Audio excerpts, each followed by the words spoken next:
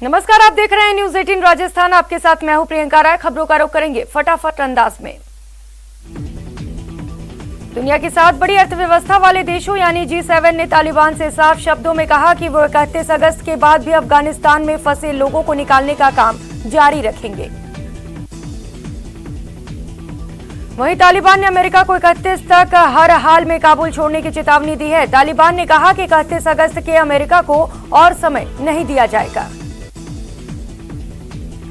अफगानिस्तान की पहली महिला मेयर जफीरा गफारी ने तालिबानियों को चुनौती दी है। उन्होंने कहा कि अफगानिस्तान के लोगों को रोकना नामुमकिन है, वो डरने वाले नहीं हैं।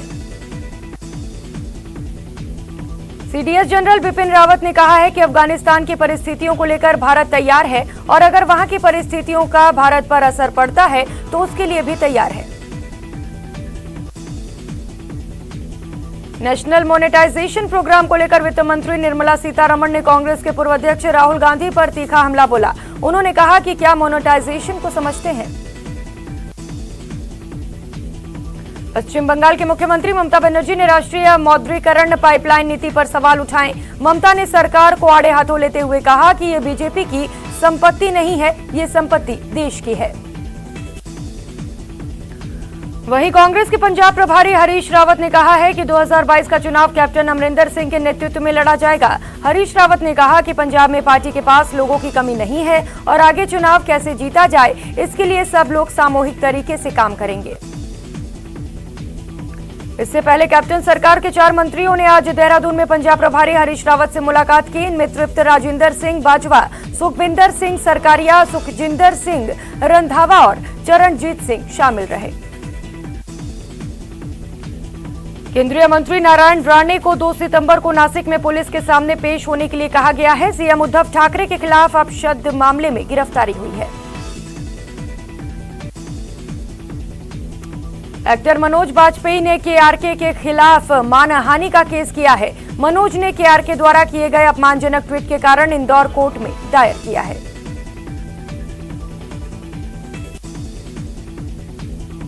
यूपी पुलिस ने मुनव्वर राणा के बेटे तबरेज राणा को गिरफ्तार कर लिया है। तबरेज पर आरोप है कि उसने अपने चाचा को फंसाने के लिए खुद पर गोली चलवाई थी।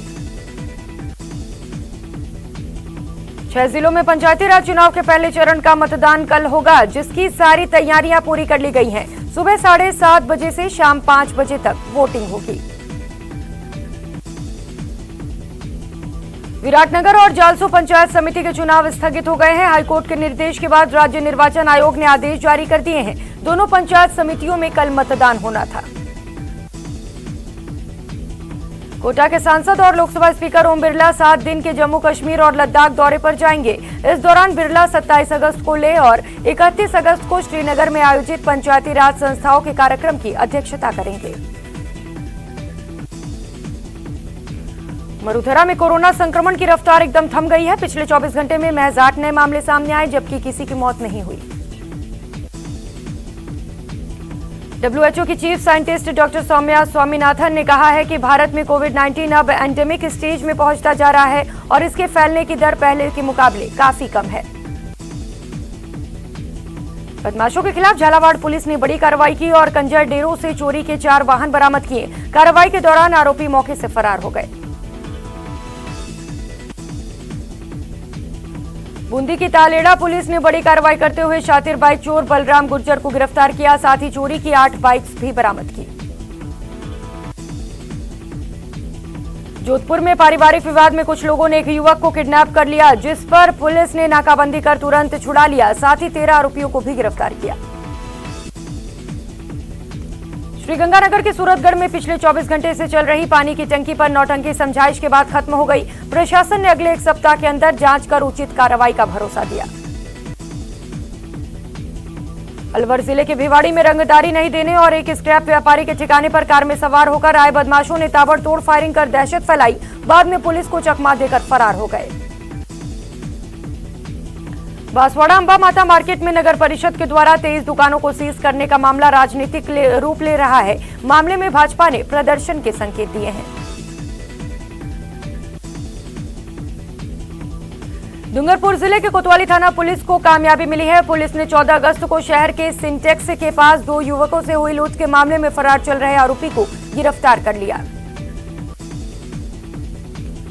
कोटा के सुल्तानपुर कस्बे में बड़े नाले में सड़े गले हाल में युवक का शव मिला है, जिससे इलाके में हड़कंप मच गया। पुलिस जांच में जुटी है। प्रतापगढ़ की रठांजना थाना पुलिस ने अवैध हथियार के साथ एक आरोपी को गिरफ्तार किया है। पुलिस को आरोपी के पास से एक अवैध देसी पिस्टल भी मिला है।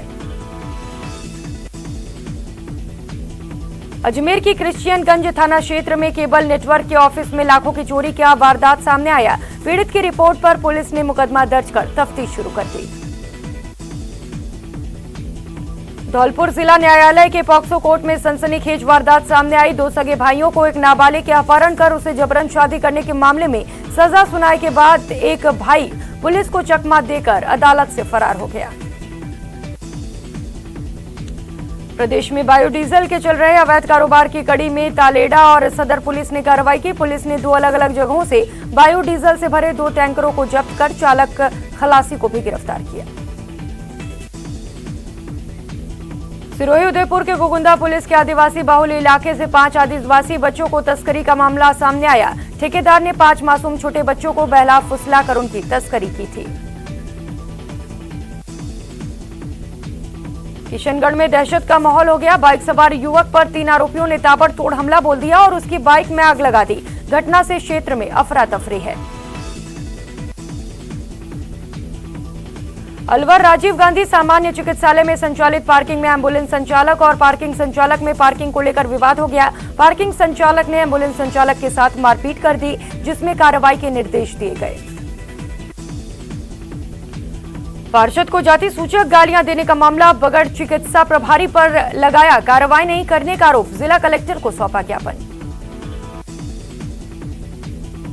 श्रीगंगानगर में 2 कारों में आमने सामने की जबरदस्त भिड़ंत हो गई। हादसे में 3 लोगों ने मौके पर ही दम तोड़ दिया, वहीं 5 लोग गंभीर रूप से घायल हैं। बाड़मेर में वायुसेना का मिग 21 क्रैश हो गया। हादसे में पायलट गंभीर रूप से घायल हो गया। एयरफोर्स ने कोर्ट ऑफ इंक्वायरी के आदेश दिए हैं। डीआरडीओ ने देश के फाइटर प्लेन के लिए सुरक्षा कवच बनाया, जो दुश्मन के रडार को चकमा दे सकता है। इस सुरक्षा कवच को जोधपुर डिफेंस लैब में डेडलाइन से पहले ही बना दिया गया। चोमू के मोरिजा बस स्टैंड पर हुए सड़क हादसे में 1 की मौत हो गई, वहीं दुर्घटना में एक किशोरी गंभीर रूप से घायल है।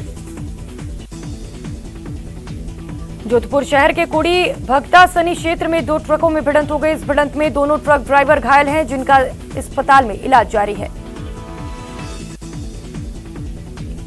टोंक में अल्पसंख्यक समुदाय के लोगों ने मुख्यमंत्री के नाम कलेक्टर को ज्ञापन सौंपा। भिखारी के साथ मारपीट मामले में सीएम से सख्त कार्रवाई की मांग की गई। राजस्थान रोडवेज के श्रमिक संगठनों के संयुक्त मोर्चा की ओर से पूरे प्रदेश में बुधवार से 2 दिवसीय धरना प्रारंभ हुआ। कई मांगों को लेकर चरणबद्ध तरीके से चल रहा यह आंदोलन आगे बढ़ने लगा है। सवाईमाधोपुर में पंचायती राज चुनाव को लेकर कार्मिकों को अंतिम प्रशिक्षण दिया गया, जहां प्रोसीडिंग अधिकारी नशे में धुत नजर आया और लोगों के साथ अभद्रता भी की। सिरोही में पंचायती राज चुनाव को लेकर आगाज हो गया है। पहले चरण में चुनाव के लिए प्रत्याशी अपनी पूरी ताकत झोंक चुके हैं। जिला परिषद की 21 सीटों में से 16 पर भाजपा और कांग्रेस के बीच कांटे की टक्कर है। भ्रष्टाचार निरोधक ब्यूरो ने राजाखेड़ा कस्बे की पंचायत समिति सभागार में जन सुनवाई की। डूंगरपुर जिले के मेडिकल कॉलेज अस्पताल में पीएम केयर फंड से मिले ऑक्सीजन प्लांट का लोकार्पण समारोह आयोजित हुआ।